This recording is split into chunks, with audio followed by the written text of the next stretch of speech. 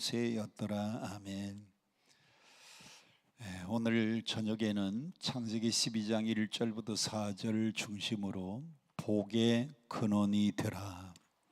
복의 근원이 되라. 한번 다 같이 따라합시다. 복의 근원이 되자. 제가 말씀 제목을 정할 때는 복의 근원이 되라. 여러분들이 함께 복창하고 따라할 때는 복의 근원이 되자. 다시 한번 따라합시다. 복의 근원이 되라. 복의 근원이 되자. 하나님이 아브라함을 불러서 그에게 축복하신 것입니다. 너는 복의 근원이 되라. 옛날 개역 성경에는 복의 근원이 되라고 말씀했고요.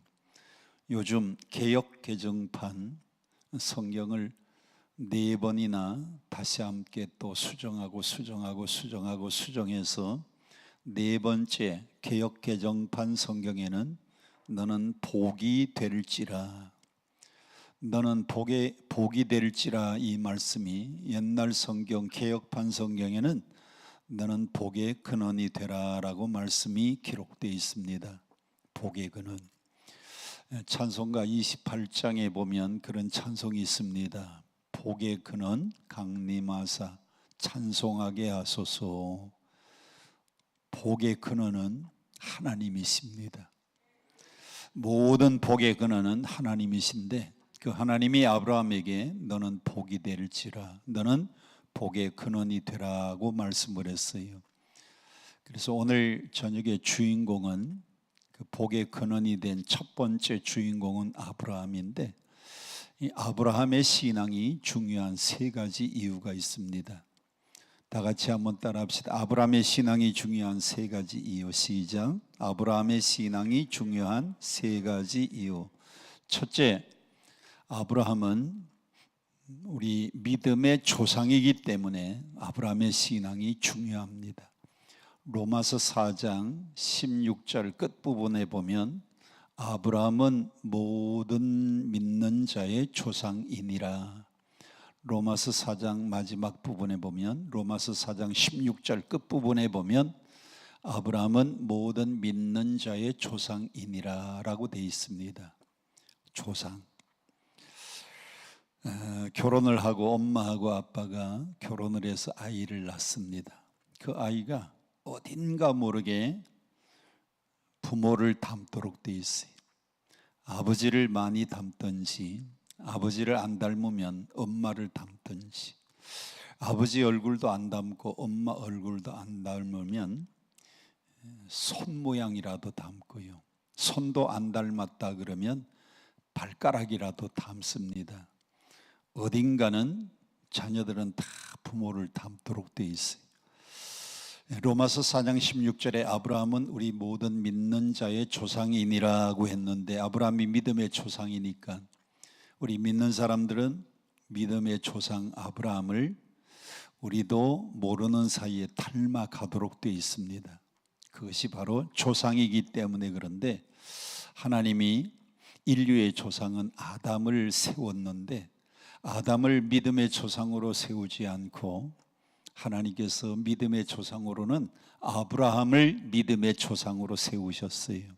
그래서 로마서 4장 16절 끝부분입니다. 아브라함은 모든 믿는 자의 조상이니라. 할렐루야. 아브라함의 신앙이 왜 중요해요? 믿음의 조상이니까.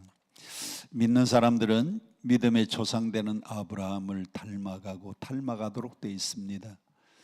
두 번째로 아브라함의 신앙이 왜 중요한가 하면 야고보서 2장 23절, 그는 하나님의 벗이라 칭함을 받았느니라.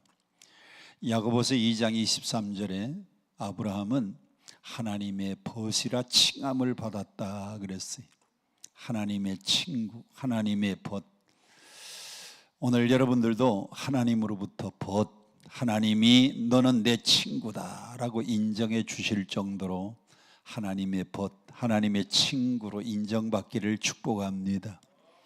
세 번째로 아브라함의 신앙이 왜 중요한가? 오늘 본문 창세기 12장 오늘 본문 2절에 보니까 너는 복의 근원이 되라 그랬어요.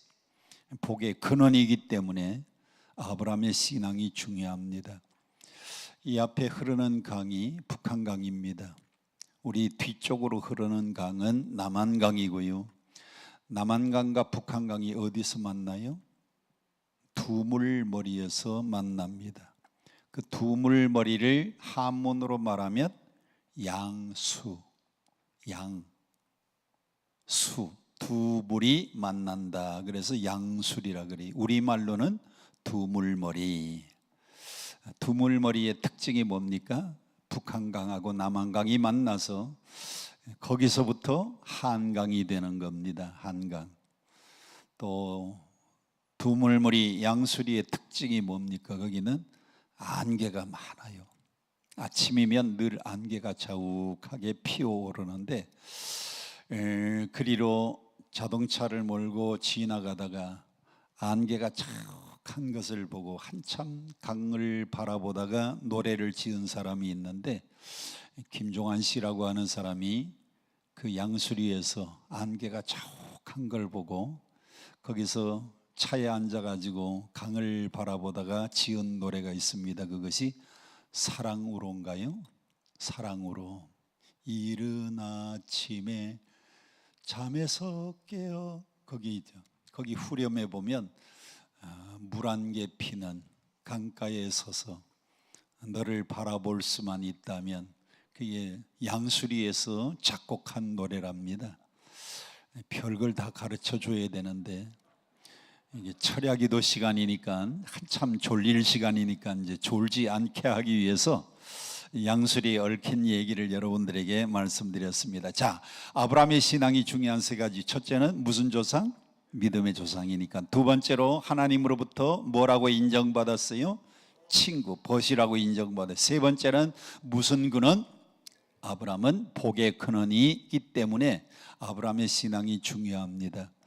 그 근원 얘기하다가 양수리 얘기했는데, 여기 북한강이 이렇게 물이 많아도요, 이 북한강의 근원이 어디냐? 올라가면 저 태백산맥에 한 샘이 근원입니다. 거기서 흐르고 흘러가지고 또 옆에서 나머지 빗물들이 모여가지고 냇물이 되고 냇물이 흘러서 북한강, 그리고 저쪽에 남한강 근원으로 올라가면 그 태백산맥에 있는 샘 하나가 근원이, 거기서 끊임없이 샘이 흐르니까 흐르고 흘러가지고 모여서 북한강 되고 남한강 되고 한강이 되는 겁니다. 여러분, 복의 근원도 마찬가지. 우리가 복의 근원이 되면 그 복의 근원을 통해서 많은 사람이 복을 받기도 하고. 할렐루야. 오늘 본문 말씀 3절을 보세요. 너를 축복하는 자에게는 내가 뭐를 하고? 복을 내리고, 너를 저주하는 자에게는 내가 뭘 내린다?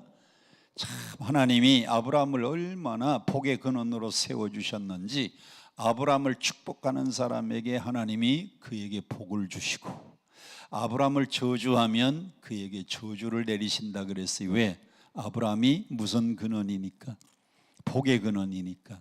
여러분들도 아브라함의 후손으로, 우리도 다 믿음의 조상되는 아브라함을 닮아서 여러분들이 복의 근원이 되면 여러분을 통해서 세계의 모든 사람들이 복받기도 하고요, 여러분을 통해서 세계의 모든 사람들이 저주받기도 하고, 그래서 여러분들이 복의 근원이 되는 겁니다. 이런 축복 설교를 하면 사람들이 말합니다. 그것은 기복신앙이라 그러는데 아니에요. 기복신앙은 단지 복을 받기 위해서 하나님을 믿으면 기복신앙. 그런데 우리가 하나님을 올바로 믿으면 하나님을 올바로 믿는 사람들에게 따라서 주시는 축복이 복의 근원이 되는 축복. 하나님 잘 섬기면 복이 뒤따라 오는 겁니다. 이건 하나님의 축복입니다. 우리 예수 믿는 사람들은요, 세 가지 꼭 받아야 돼요. 세 가지를 꼭 받아야 되는데, 첫째는 예수 믿고 구원 받아야 돼요. 예수 믿고 구원 못 받으면 제일 불쌍한 사람입니다. 주 예수를 믿으라, 그리하면 너와 내 집이 뭘 받아요? 구원을 받아요. 사도행전 4장 12절에 다른 이로서는 구원을 얻을 수 없나니 천하 만민의 다른 이름을 우리에게 구원받을 만한 이름을 우리에게 주신 일이 없다 그랬어요. 사도행전 4장 12절에 오직 구원의 이름은 예수를 통해서만 구원을 주신다 그랬어요. 예수 믿는 사람은 예수 믿고 구원받아야. 두 번째, 예수 믿는 사람은요, 예수 믿고 성령 받아야 됩니다. 예수 믿고 성령 받아야 유혹 많고 죄 많은 이 세상을 넉넉히 이길 수 있습니다. 우리 힘으로 이 세상을 절대 못 이기고요, 우리 힘으로 이 세상의 유혹을 도저히 물리칠 수 없어요. 세상의 유혹은 세 가지입니다. 육신의 정욕, 안목의 정욕, 이생의 자랑인데, 돈으로 유혹합니다. 권력으로 유혹합니다. 이성으로 유혹합니다. 세상의 향락으로 유혹하는데, 이걸 이길 수 있는 방법은 무슨 충만밖에 없어요? 성령 충만. 그래서 에베소서 5장 18절 이하에도 오직 성령의 충만함을 받아라. 성령 충만하면 세상의 돈으로부터 유혹, 권력으로부터 유혹, 이성으로부터 유혹, 세상의 모든 쾌락으로부터의 유혹을 넉넉히 이길 수 있는 힘은 성령 충만밖에 없어요.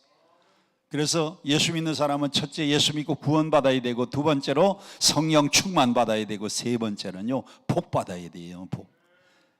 아멘 하신 분들은 복 받으시고요, 그래서 남에게 넉넉하게 구워도 주고 선교도 하고 구제도 하고. 그런데 예수 믿고 복을 못 받으면 날마다 구워로만 다니고 빌리로만 다니고, 아이고 나하고 같이 예수 믿자 그러면요, 너나 잘 믿고 제발 좀 구워 오르지 말라 그래요. 구워 오지 말라고. 예수 믿는 사람은 복 받아가지고 세계 선교도 하고, 남에게 어려운 사람들 구제도 하고, 구제 많이 하는 사람 전부 다 예수 믿는 사람 되기를 축복합니다. 자, 그러면 아브라함이 어떻게 복의 근원이 되었느냐? 첫째는요, 아브라함은 하나님의 명령이면 아멘 순종했습니다. 1절 성경 함께 봅니다. 시작. 여호와께서 아브라함에게 이르시되 너는 너의 고향과 친척과 아버지의 집을 떠나 내가 내게 보여줄 땅으로 가라.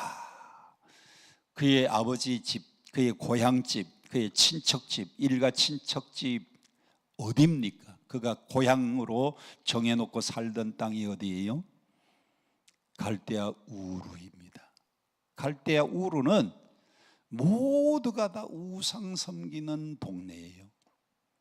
모두가 다 우상을 섬기니까 아브라함이 어려서부터 태어나서 아브라함의 아버지가 뭔가 하면 이름이 데라입니다. 데라. 그런데 데라의 직업이 뭔가 하면 나무 가지고 우상을 깎아서 팔던 우상 장사입니다. 비 올 때 쓰는 우산 장사가 아니고 나무 가지고 신 조각을 해서 파는 우상 장사예요.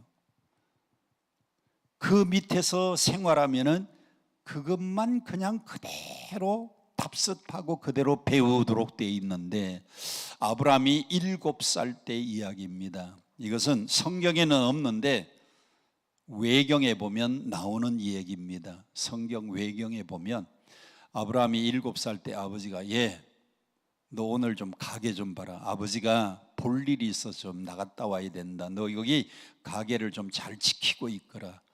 그 아브라함 아버지 데라가 무슨 장사를 했다고요? 나무 가지고 깎아서 우상을 만들어서 파는 가게인데, 아버지는 출타하고 이제 아브라함이 가게를 지키는 겁니다.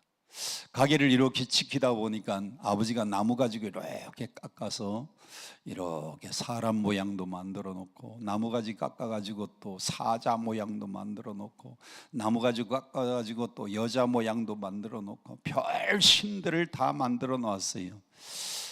아브라함이 7살 때인데 이거 가만히 보니까 이것들이 사람에게 복을 줄 수 있나? 이건 신이 아니다. 사람이 만든 것이 무슨 신이 되어서 사람에게 복을 줄 수 있을까?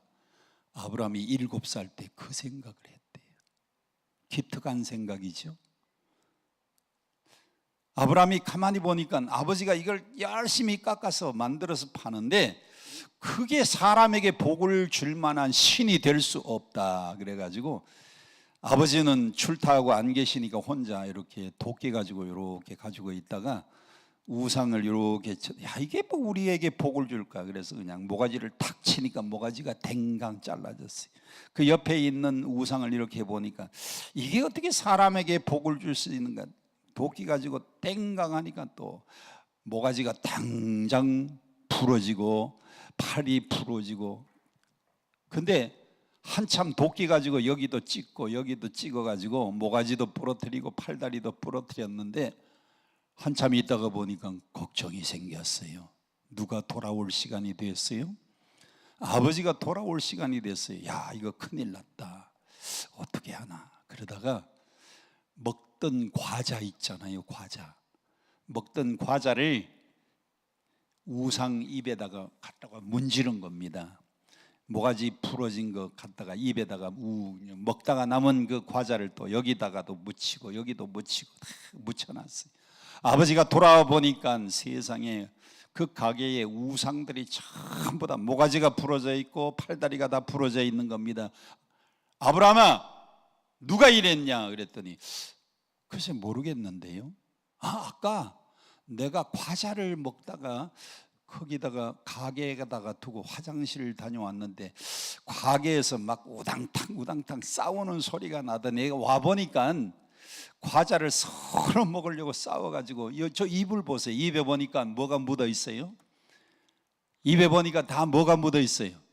과자 부스러기가 과자를 서로 뺏어 먹으려고 싸우다가 다 부러진 모양이라고 그랬더니 아버지가 하는 말이 야 녀석아 이 우상이 어떻게 과자를 먹냐 이게 어떻게 서로 먹으려고 싸우냐 막 야단을 치더랍니다. 그때에 아브라함이 아버지 데라에게 그렇게 이야기를 했대요. 아버지 과자도 혼자 못 먹는 신이 어떻게 우리 사람들에게 복을 주겠습니까? 이거 그만 만드시고 이거 장사 그만두십시오라고 7살 때 얘기를 했다고 하는 얘기가 성경 외경에 기록되어 있는 걸 제가 책에서 봤어요.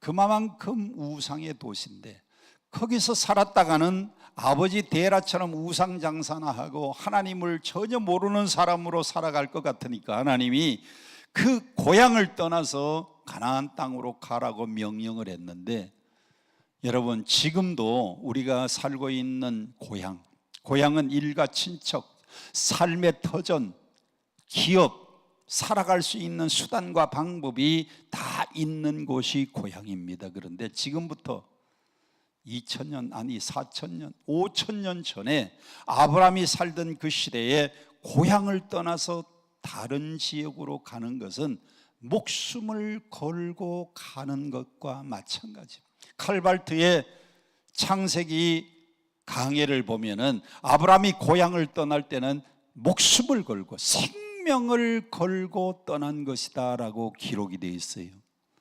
그런데 하나님이 아브라함에게 일가 친척 고향 아비집 하란 그 갈대아 우르를 떠나서 내가 내게 지시하는 땅 가나안으로 가라고 하니까 아브라함은 누구의 명령이니까 아멘 순종했어요? 하나님의 명령이니까 아멘 순종한 겁니다. 아브라함의 신앙의 첫째는 순종하는 신앙이에요. 여러분 우리의 신앙의 제일 첫째는 하나님의 명령이면 무조건 아멘입니다. 고린도 후서에도 그렇게 기록되어 있어요. 그리스도께서는 예만 되고 아니라 함이 없었다고 기록이 되어 있습니다. 예수님이 하나님의 뜻에 아멘 순종해서 십자가를 지셨기 때문에 우리가 구원받을 수 있는 길이 열렸지, 예수님이 순종하지 않고 십자가를 지지 않았더라면 우리가 구원받을 수 있는 길이 막혀버리고 말았을 겁니다. 그래서 우리 예수 믿는 사람은 아멘하여 하나님께 영광을 돌리라. 누구의 명령이면 아멘? 하나님 명령이면 무조건 아멘. 여러분들도 하나님의 명령이면 언제나 아멘으로 하나님께 영광 돌리시기를 바랍니다. 아브라함의 신앙은 하나님의 명령에는 아멘으로 순종했어요. 고향을 떠나라고 할 때는 그런 대로 아멘하고 순종할 수 있었지만 두 번째 명령이 하나님이 뒤늦게 주신 아들, 그 아들 이삭이 아브라함 몇 살 때 낳은 아들입니까? 아브라함이 몇 살 때 아들을 낳았어요? 100세에 이삭을 하나님이 100살에 낳도록 해 주셨어요. 제가 손주가 6인데 우리 아이들 키울 때는요, 그 아이들이 자라는 모습을 그렇게 세밀하게 못 봤는데 손주들을 키워보니까요, 어느 날 이 녀석이 옆에 있는 벽을 잡고 일어서더라고요. 야, 난리가 났습니다. 벽을 잡고 오늘 일어섰다고 난리가 났어요. 어느 날은 이 녀석이요, 한 발자국 뛰는데 난리가 났어요. 한 발자국 뛰었다고. 옆에 있는 벽을 다 놓더니요, 한 발 이렇게 뛰더니 넘어져요. 야, 참 신기합니다. 한 발자국 뛰고 넘어지는데도요, 한 발 걷는 게 신기해. 한 일주일쯤 지나니까 한 발에서 두 발을 뛰어. 야, 조금 더 지나니까 한 열흘쯤 지나니까 한 발, 두 발, 세 발, 막 그냥 몇 발자국 발걸음을 뛰는데 신기하고 놀라워요. 지금 제 나이에 손주들이 커가는 모습을 봐도 너무너무 사랑스럽고 예쁜데, 아브라함이 100세의 아들 이삭을 낳았습니다. 이삭이 이제 젖도 떨어지고 점점 성장해 갈 때에 아브라함의 나이가 100살에서부터 101살, 102살, 그때의 아브라함이 이삭을 보는 것은요, 이거는 손주보다도 더 귀한 아들이거든요. 그게 얼마나 예뻤겠어요. 얼마나 귀한 아들이었겠습니까? 그런데 하나님이 뭐라고 명령하시느냐, 창세기 22장 1절부터 말씀을 보면 하나님이 아브라함에게 명령합니다. 네 아들, 네 독자 이삭을 데리고 내가 내게 지시하는 한 산 거기서 그를 번제로 드려라. 창세기 12장 22장 1절 2절 3절에 보면 하나님이 지시하는 산으로 가서 번제를 드리래요. 번제는 어떻게 드리는 제사입니까? 첫째, 아들을 잡아야 됩니다. 둘째, 가죽을 싹 벗겨야 됩니다. 셋째, 거기에 뼈를 추려야 됩니다. 그리고는 살코기를 찢어야 됩니다. 그리고는 장작더미 위에 올려놓고 불태우는 제사가 번제인데, 아니 하나님 주실 때는 언제고 그 아들을 이제 번제로 드려요? 내 손으로 아들을 잡아 죽여야 됩니다. 그리고 난 다음에는 가죽을 벗겨야 됩니다. 그리고 난 다음에는 뼈를 추려야 됩니다. 그리고는 살을 찢어가지고 장작더미 위에 올려놓고 그 아들을 불태워서 죽여야 돼요. 그런데 아브라함은 불순종했습니까? 하나님 명령이니까 아멘 하고 순종해서 그대로 하라는 대로, 하나님이 지시하는 대로 순종했습니까? 불순종했습니까? 순종했어요. 순종. 그래서 사무엘상에는 순종이 무엇보다도 낫고 제사보다 낫고 수양의 기름보다도요 순종하는 것이 더 훌륭하다 그랬어요. 순종이 제사보다 낫다 그랬어요. 아브라함의 신앙은 한마디로 요약하면 순종하는 신앙, 순종하는 신앙. 두 번째로 아브라함의 신앙은 어떤 신앙이냐? 아브라함의 신앙은 양보하는 신앙입니다. 양보. 한번 따라 합시다. 양보하는 신앙. 첫째는 무슨 신앙? 순종하는 신앙. 두 번째는 무슨 신앙? 양보하는 신앙인데, 자, 창세기 14장을 보세요. 창세기 14장을 보십시다. 창세기 14장 시작.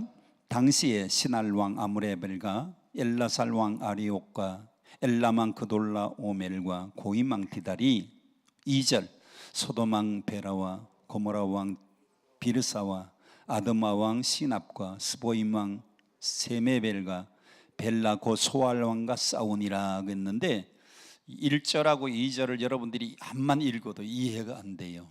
자, 고개 들고 제가 쉽게 설명드리면 1절에 4개 나라의 연합국이 나옵니다. 4개국 연합국하고 2절에 5개국 연합국이 그 당시에 전투가 벌어졌어요.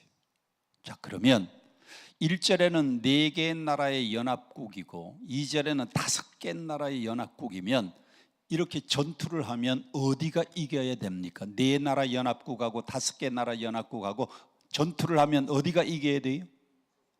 5개의 나라의 연합국이 이겨야 되는데 이 전쟁은 4개의 나라의 연합국이 승리를 했어요. 5개의 나라의 연합국이 전쟁에 진 겁니다. 그런데 문제는 2절 끝부분 보세요. 세메벨과 벨라 곧 소알 왕과 싸우니라 그랬는데 그 진 나라의 소알 땅이 있습니다. 소알이 어딘가 하면 소돔과 고모라예요. 그러면 창세기 13장에 보면 아브라함과 조카 롯이 고향을 떠날 때에 함께 떠났는데, 자 12장을 보세요. 12장 4절 다 같이 시작. 이에 아브라함이 여호와의 말씀을 따라갔고 롯도 그와 함께 갔으며. 우리 교회에서 이 성경을 읽었더니 아유 목사님, 롯도 복권이 창세기 4장 12장 4절에서 만들어졌네요. 아브라함이 고향을 떠날 때에 롯도 함께 떠났다. 롯도 복권이 여기서 나왔네요. 그래. 자, 아브라함이 고향을 떠날 때 누구도 같이 떠났다? 롯도 같이 떠났다. 여러분 기억 속에 잊어버리지 말라고 제가 그 말씀을 드렸습니다.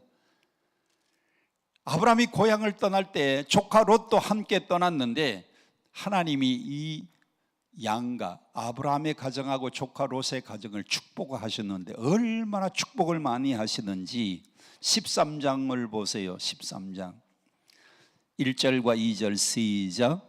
아브라함이 애굽에서 그와 그의 아내와 모든 소유와 롯과 함께 네겝으로 올라가니 아브라함에게 뭐가 풍부했다 그랬어요? 가축이 풍부하고 은이 풍부하고 금이 풍부해졌습니다. 은과 금은 물질의 대표니까 그냥 넘어가시고요. 그 앞에 보면은 아브라함에게 뭐가 풍부해졌다? 가축이 풍부해졌다. 13장 2절에 가축이 풍부해졌다 그랬어요.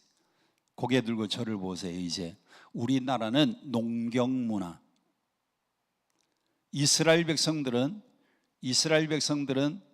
유목민입니다. 유목민. 우리나라 같이 농사를 짓는 백성들을 농경문화의 사회라고 하는데 농경문화에서는 뭐가 많아야 부자예요? 논이 많아야 부자고 밭이 많아야 부자입니다. 그래서 옛날에 우리나라 사람들은요, 돈 생기면 논 사고, 돈 생기면 밭 사고, 돈 생기면 논 사고, 돈 생기면 밭 사고, 아멘 할 때까지 돈 생기면 논 사고, 돈 생기면 밭 사고. 뭐가 많아야 부자예요? 땅이 많아야 부자예요.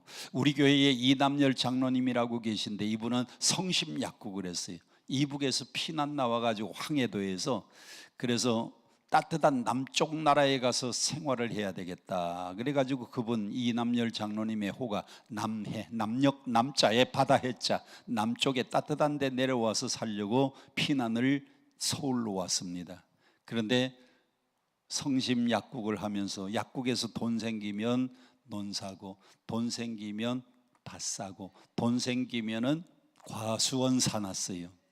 거기가 천호동인데 옛날에 천호동은요, 천호동이 아닙니다. 경기도 광주군 구천면이에요. 구천면. 그래서 돈 생기면 과수원 사고, 돈 생기면 논 사고, 돈 생기면 밭 샀는데 1963년 1월 1일에 우리 그 경기도 광주군 구천면이 서울시로 편입이 됐는데 가운데 길이 쫙 나니까 가운데 길 사거리에 요쪽에 과수원 남아있고 요쪽에 사거리 코너에 과수원 남아있고 요쪽 과수원 남아있고 요쪽 코너에 남아있는데 길 나간 거는 보상받아서 돈으로 보상받고 남아있는 땅은 과수원이 사거리에 코너 땅이 된 거예요. 그니 얼마나 부자가 됐겠어요. 그 과수원만 그런 게 아닙니다. 논 사는데 밭 산데 전부 다 길이 나면서 그 옆에 땅들이 전부 도시가 됐는데 우리 장로님이 강동구에서 한때 세금을 제일 많이 내셨어요. 여러분들도 아무데나 땅 사면 막 그렇게 좀 됐으면 좋겠어요. 한국은 그래서 뭐가 많아야 부자예요? 땅이 많아야 부자예요. 우리 교인들이 돈 생기면 자꾸 땅을 사. 그래서 아유 권사님 왜 이렇게 자꾸 땅을 사세요? 그러니까 땅이 있어야 땅거리고 삽니다. 그래. 우리는 땅이 많아야 부자인데 이스라엘 백성들은 유목민입니다. 유목민. 이 유목민들은 특히 뭐가 많아야 부자? 가축이 많아야 부자입니다. 유목민들은 양이 많고 소가 많고 염소가 많고 이게 가축이 많아야 부자입니다. 그래서 유목민들은 가축을 이끌고 푸른 초장과 잔잔한 시내로 가서 먹이는 겁니다. 그러다가 풀이 다 떨어지면 그 양떼를 이끌고 그리고 염소떼를 이끌고 소떼를 이끌고 또 풀이 있는 곳으로 이동을 합니다. 그래서 우리처럼 초가상간 짓고 살면 안 돼요. 뭘 지어야 돼요? 텐트를 지어요. 텐트. 바울이 직업이 뭐였습니까? 장막 만드는 일인데 그 장막 텐트가 이스라엘 백성들의 집입니다. 왜? 풀이 있는 곳으로 빨리 뜯어가지고 이사가서 거기 텐트를 다시 치려면 초가상간 고정된 집에서 살면 안 돼요. 텐트 생활해야 돼요. 그런데 13장 2절 아브라함에게 세 가지 중에서 뭐가 풍부하였다? 첫째, 가축이 풍부하고 은과 금이 풍부했다 그랬습니다. 그런데 조카 롯과 함께 살다가 보니까 한 지붕 밑에 두 가족이 살기가 너무 벅차요. 그래서 뭘 해야 되느냐? 분가를 해야 됩니다. 분가하면 나이가 많은 아브라함, 학렬로 말하면 아저씨 아브라함, 나이로 말하면 나이도 어린 조카 롯, 학렬로 말하면 학렬도 아랫사람 조카 롯이 아브라함이 롯을 불러서 이렇게 말합니다. 네가 우하면 나는 좌하고 네가 좌하면 나는 우하리라. 아브라함이 먼저 선택할 수 있는 기득권을 양보합니다. 아브라함의 신앙이 두 번째 뭐 하는 신앙? 양보하는 신앙인데 기득권을 양보했어요. 그러니까 조카가 아유 그래도 아저씨가 먼저 선택해야지 이렇게 얘기해야 되는데 우리나라에 그 라면 선전에 보면 그거 나오잖아요. 형님 먼저, 아우 먼저, 형님 먼저, 아우 먼저 그러다가 그러면 내가 먼저 이렇게 해야 되는데 아브라함이 조카에게 네가 먼저 우하면 나는 좌하고 네가 좌하면 내가 우하겠다 그러니까 조카 롯이요 금방 눈을 들어서 요단 들판을 바라봅니다. 성경 같이 함께 봉독합니다. 13장 10절 시작. 이에 롯이 눈을 들어 요단 지역을 바라본즉 어디까지? 소알까지 온 땅에 물이 넉넉하고 여호와께서 소돔과 고모라를 멸하시기 전이었는고로 여호와의 동산 같고 애굽 땅과 같았다. 그래 여호와의 동산, 에덴 동산 같이 아름다웠다는 겁니다. 애굽 땅과 같았다. 얼마나 비옥한 땅인지 물이 넉넉하고 초장이 많아서 가축 키우기가 참 좋은 땅이에요. 그 땅을 누가 먼저 선택했어요? 누가 먼저 선택했어요? 롯이 먼저 선택했습니다. 참 롯도요 아유 예의도 없어요. 아저씨가 먼저 선택하라 그러니까 덥석 선택했어요. 그러니까 아브라함은 하는 수 없이 네가 우하면 나는 좌하겠다 그랬으니까 아브라함은 반대로 갑니다. 18절 13장 18절 보세요. 시작. 이에 아브라함은 장막을 옮겨 어디로 올라갑니까? 헤브론 골짜기로 갑니다. 저를 보세요. 요단은 들판입니다. 물이 넉넉합니다. 초장도 많은 양 키우기 좋은 땅입니다. 유목민에게는 최고의 땅입니다. 그런데 헤브론은 골짜기입니다. 산 비탈입니다. 그건 돌투성입니다. 초장 없습니다. 물도 없습니다. 그러면 좋은 곳을 선택한 롯이 복받아야 되고 나쁜 곳을 선택한 아브라함은 가난해야 되는데 좋은 것을 선택한 이 롯이 소돔과 고모라에 내려가서 안착을 하고 거기서 살았는데 그 지역에 4개 나라의 연합국하고 5개 나라 연합국이 전쟁이 일어났는데 왜 하필이면 지는 쪽에 살고 있었어요 롯이. 그래서 롯은 보세요. 롯은 어떻게 됐는가 보세요. 세상에 롯 좀 보세요. 성경 함께 보겠습니다. 롯이 어떻게 됐는가 성경 같이 함께 봅니다. 14장 11절부터 12절 다 같이 봅니다. 14장 11절 12절 시작. 네 왕이, 그 네 개 나라 연합국이죠, 소돔과 고모라의 모든 재물을 빼앗아가고 양식을 빼앗아가고 소돔에 거주하던 아브라함의 조카 누구도 사로잡아가요. 롯도 사로잡아가고 그 다음에 그의 뭐까지 다 빼앗겨요? 재물까지 다 빼앗겨요. 아니, 좋은 곳을 선택했으면 복받고 잘 살아야 되는데 그 비옥한 땅에 들어간 롯은 사로잡혀가고 재물 다 빼앗기고 부녀자들도 포로가 되어가지고 다 끌려가고. 그러니 사람이 잘 되는 것은요, 어디를 선택했느냐, 좋은 곳을 선택했다고 잘 사는 게 아니고 누구를 붙잡아야 잘 사는 거예요. 하나님을 붙잡아야 잘 사는 거예요. 자, 13장 18절 다시 보세요. 아브라함은 그 헤브론 골짜기에 들어가서 제일 먼저 한 일이 뭡니까? 만물의 상수리 숲에 이르러 거기 거주하며 거기서 하나님을 위하여, 여호와를 위하여 뭘 쌓았다? 거기 가서 제단 쌓습니다. 하나님께 감사 기도하고, 하나님, 나 여기로 이사 왔습니다. 여기로 이주했습니다. 여기는 헤브론 골짜기입니다. 여기는 들판도 없습니다. 여기는 물도 없습니다. 그러나 하나님과 함께 하겠습니다 했던 아브라함은 복을 받았고요, 비옥한 땅, 물이 넉넉하고 초장이 넉넉한 땅에 들어간 롯은 사로잡혀 갔어요. 재물도 다 빼앗겼어요. 이걸 보면 양보하는 사람은 하나님이 복 주시는 거예요. 할렐루야. 양보하는 사람에게 하나님이 복 주시는 거예요. 사람들이 싸우는 것 중에서 다 무엇 때문에 싸우는가 하면 마지막에는요, 돈 때문에 싸워요. 돈 때문에 싸우는데 그 돈 얼마 안 되는 거 양보 안 하고 끝까지 자기 것 챙기려고. 그런데 끝까지 자기 것 챙기는 사람은 아브라함입니까? 롯입니까? 롯이에요. 그런데 자기 것을 좀 손해 나더라도 양보한 아브라함은 하나님이 복을 주셨는데, 끝까지 자기 것을 챙기려고 욕심부린 롯은 전쟁에 질 때에 사로잡혀가고 재물도 다 노략질 당하고 그 집에 살고 있던 부녀자들도 다 빼앗기고. 여러분, 양보하는 사람이 복받는 사람, 양보하는 사람. 자, 저는 아브라함의 신앙 가지고 하나님 말씀이면 아멘 순종하고요, 언제나 양보 잘했던 사람 한 사람을 소개하고 오늘 저녁 마치려고 하는데, 우리 방송실 그 영상 좀 올려주세요. 방송실에 영상을 좀, 첫 번째 이렇게 그림 보면, 여러분 경상북도 영덕군 구계면 구계리, 거기는 강구항이라고 있는데 아세요? 강구항? 강구항을 잘 모르는 분은 영덕대게로 유명한 항구가 강구항이에요. 영덕대게. 거기에 누가 살고 있는가 하면 돌횟집들 경영하고 정치망 그물을 쳐놓고 고기를 잡는 김상태 집사님이라고 계세요.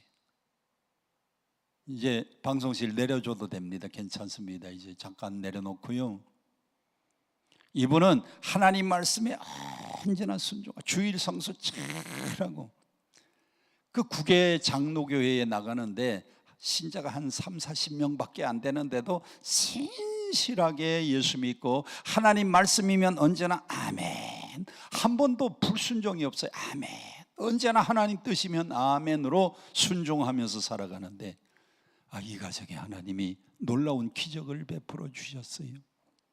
지금부터 그건 한 18년 전쯤 될 겁니다. 12월 23일에 동생이 돌횟집을 같이 경영하는데 동생이 포항을 나갔어요. 포항 나가가지고 자동차를 하나 사가지고 왔어요.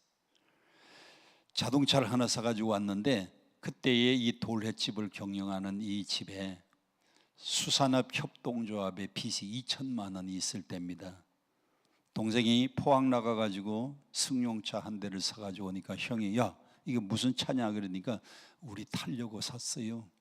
야, 이놈아, 우리 목사님이 아직도 걸어서 신방 다니는데 우리가 어떻게 먼저 자동차를 탈 수 있냐?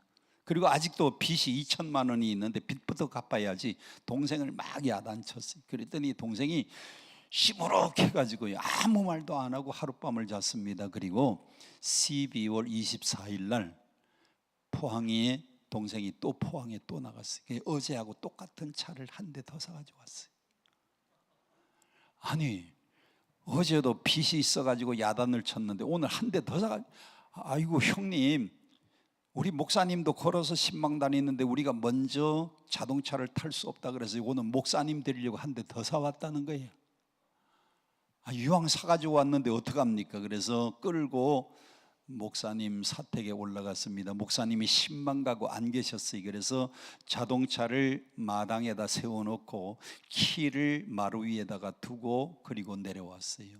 목사님이 신방 마치고 와 보니까 새 자동차, 임시남바 붙은 자동차가 있는데, 이거 뭐 내용을 알 수 있는 사람은 김상태 집사가 재정 담당입니다. 그래서 집사님한테 전화를 걸었어요. 이게 무슨 자동차냐 그러니까 이 김상태 집사님이 자초지종을 얘기를 쭉 합니다. 여차 여차, 그차 그차, 기차 기차 했다고. 다 알아들었죠? 목사님이 12월 24일 날 자동차가 한 대 생겼으니까 이게 무슨 선물이 된 겁니까? 크리스마스 선물이 됐어요. 그런데 그냥 탈 수 없잖아요. 김상대 집사님하고 부인 집사님하고 오라 그랬습니다. 사택으로 오라 그래가지고 안방에다 앉혀놓고 목사님이 안수기도 합니다. 하나님, 12월 24일 날 크리스마스 선물로 교회 재정도 아니고 집사님 가정의 재정으로 자동차를 한 대 선물합니다.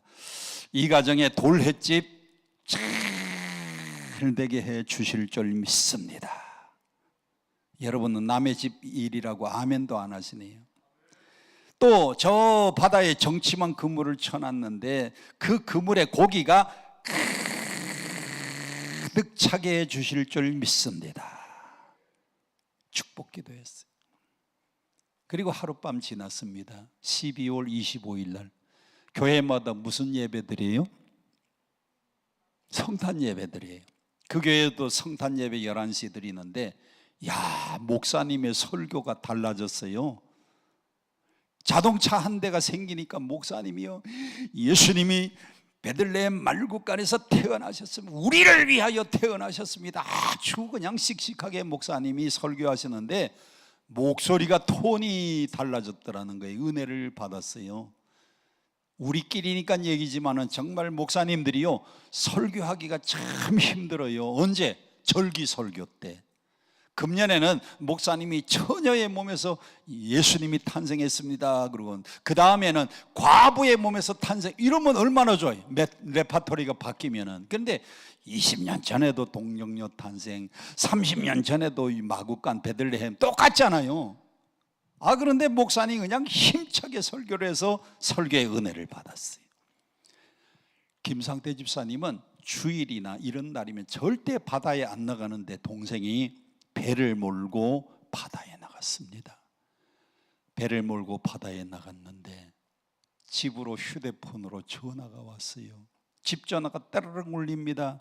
김상태 집사님이 성탄 예배 드리고 점심 먹고 잠깐 누워 있는데 전화가 오니까 따르릉 그래요. 두 마디 하고 끊는 겁니다. 첫 마디가 형님, 두 번째 마디가 꽉 찼어요. 그리고는 전화를 끊는 거예요. 형님 꽉 찼어요. 그리고 전화를 끊으니까 동생이 배 몰고 바다에 나갔는데 물이 꽉 차가지고 침몰했나 보다.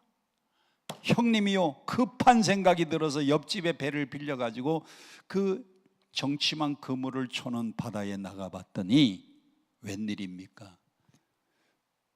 그물을 쳐놓는데 그물이요, 바다가 넓어도 자기 집 그물 치는 장소가 따로 있다면, 여기는 김상태 집사님 그물, 여기는 앞집 그물, 여기는 뒷집 그물, 여기는 옆집 그물. 그런데 그 그물이 여러 개가 쳐 있는데 다른 그물에는 한 마리도 고기가 안 들어가고 이 집 김상태 집사님 집 그물에만 방어가 그물 안에 꽉, 그냥 꽉 차가지고요, 더 이상 들어갈 데가 없으니까 고기가 막 넘어가는 겁니다. 꽉 차가지고. 그 고기가 무슨 고기인가 하면 방어인데, 방어 한 마리가요 어른 팔뚝보다도 더 크고 굵은 방어, 그게 고기가 가득 찼어요. 방송실 두 번째 사진 좀 보여주세요. 저 빨간 옷 입은 사람이 김상태 집사님인데, 저분이 지금 들고 있는 그 고기가 무슨 고기? 방어인데 그 그물에 꽉 찬 겁니다.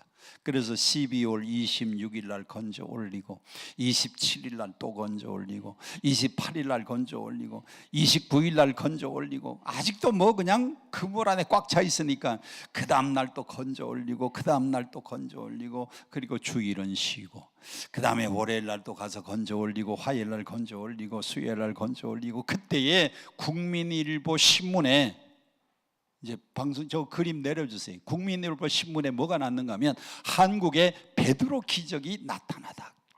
강구항 김상태 집사 얼마나 잡았는가 하면 그 그물에 꽉 차가지고요, 저 한 마리를, 방어 한 마리를 16만 9천 원에 수협에다가 팔았습니다. 우리나라는 비싸가지고 먹는 사람이 별로 없고 전부 일본에 수출해서, 일본 사람들은 스시를 좋아하잖아요. 그래서 전부 다 팔았는데 국민일보 신문에 한국의 베드로 기적 김상태 집사, 제가 국민일보를 보고 깜짝 놀랐어요. 야, 이렇게 고기가 많이 잡힌 집이 있구나. 그래서 저하고 우리 옆에 있는 목사님들 5가정, 우리 부부까지 6가정, 부부 동반하니까 12명이 12인승 스타렉스를 타고 거기를 내려갔어요. 내려갔더니 처음 보는 사람이잖아요.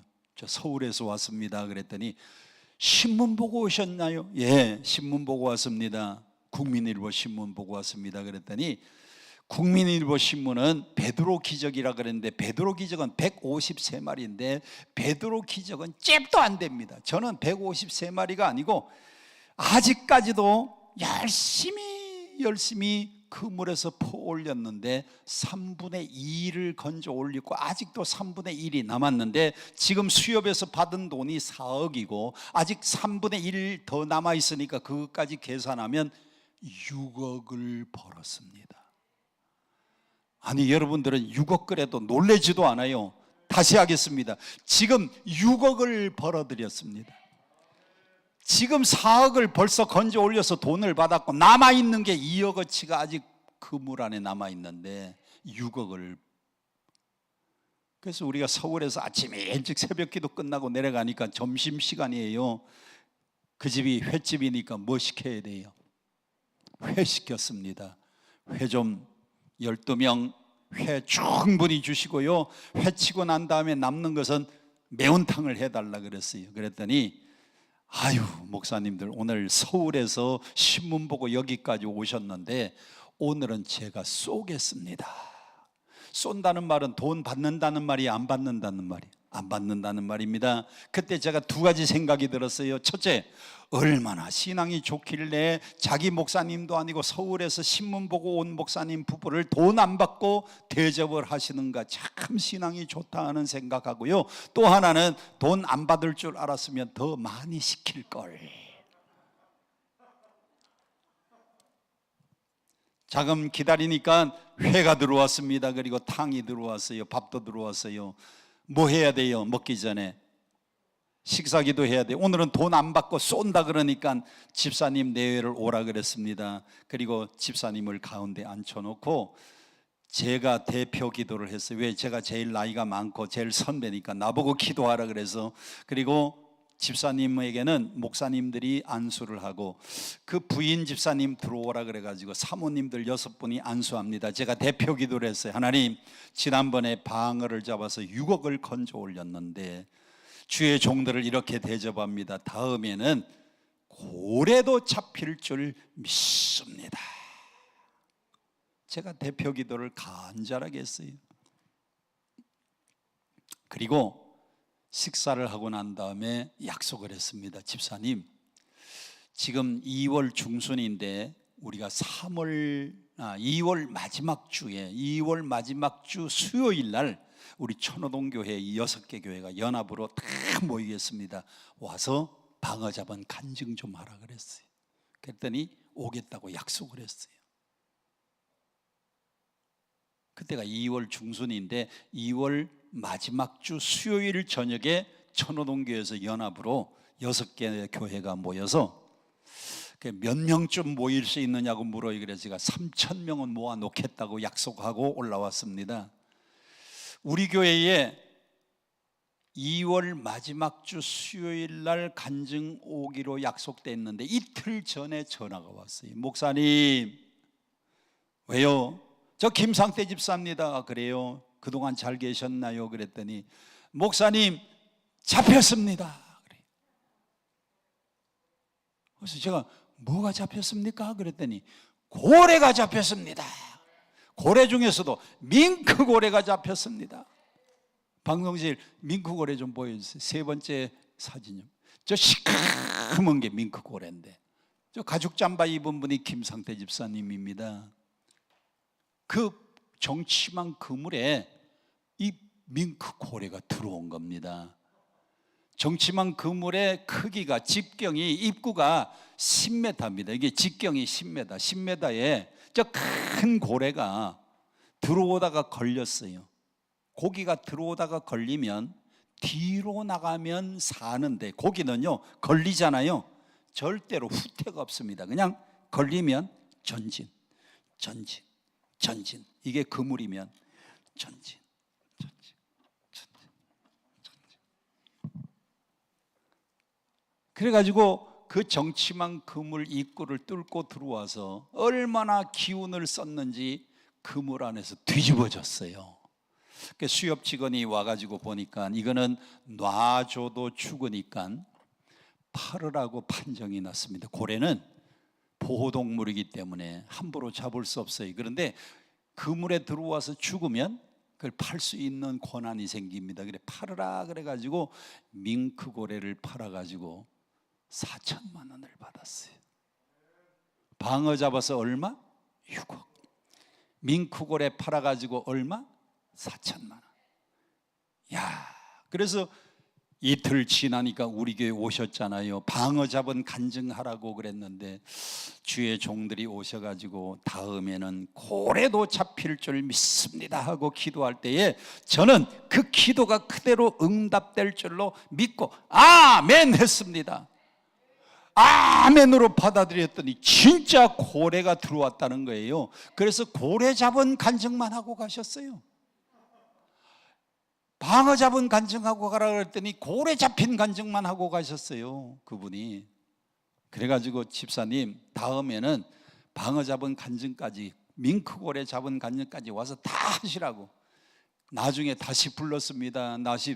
다시 불렀더니 이분이 그 구계교회에 장로님이 되셔가지고 지금은 집사님이 아니고 김상태 장로님이신데 성경을 얼마나 많이 읽고 외웠는지 성경을요 창세기부터 구절구절 성경을 얼마나 많이 암송하는지 성경 암송하는 것만 309절이 넘어요. 우리 교회 와가지고 다시 방어 잡은 간증, 밍크고래 잡은 간증을 다시 하고 가셨어요. 그 뒤에 한번 오라 그래가지고 갔더니요 이번에는 대게를 대접해 주는데 영덕 대게가요 한 마리가 12만 원짜리예요. 야, 나 그렇게 큰 대게를 처음 봐. 그냥 살만 왔는데 한 사람이 한 개를 먹으니까 배가 불러서 더 못 먹겠어요. 살이 꽉 차고 그냥 대게가 얼마나 큰지 한 사람이 한 마리를 먹는데 남자들은 충분히 한 사람씩 먹었고요 여자들은 남겼습니다.